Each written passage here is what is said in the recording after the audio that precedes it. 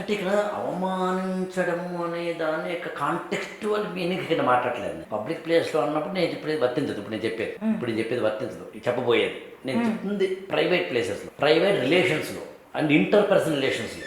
అంటే ఉదాహరణకి చెప్తాను, నువ్వు రోడ్డు మీద ఉన్నావు, రైల్వే స్టేషన్లో ఉన్నావు, మెట్రోలో ఉన్నావు, ఎయిర్పోర్ట్లో ఉన్నావు. అక్కడ ఎవరైనా అవమానిస్తే నన్ను అవమానించావా అక్కర్లేదు, అక్కడ పెట్టుకోవడమే. అది పబ్లిక్ ప్లేస్, అది కాబట్టి తప్పదు. అది ఇప్పుడే మాట్లాడుతుంది, అది కాదు. ప్రైవేట్ లైఫ్లోకి వద్దాం. మనల్ని ఎవరెవరు అవమానిస్తారంటే నాకు తెలిసి 3 సర్కిల్ వాళ్ళు అవమానిస్తారు. ఇంటర్నల్ సర్కిల్, దాన్ని ఇంటిమేట్ సర్కిల్ అంటాను నేను. నాకు తెలిసి ఇంటిమేట్ సర్కిల్ ఎవరు? అమ్మ, నాన్న, మగుడు, పిల్లలు, బామ్మర్ది, బావ, ఆడపడచ్చు, వదిన, ఈ బ్యాచ్. దీనికి ఇంటిమేట్ సర్కిల్ అంటాం. ఇంటిమేట్ సర్కిల్ కాకుండా ఇంకొకటి నేను 3 చెప్తాను, ఎక్స్టర్నల్ సర్కిల్.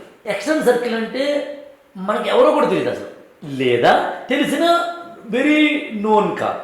ఈ ఛానల్ని లైక్ చేయండి, షేర్ చేయండి, సబ్స్క్రైబ్ చేసుకోండి.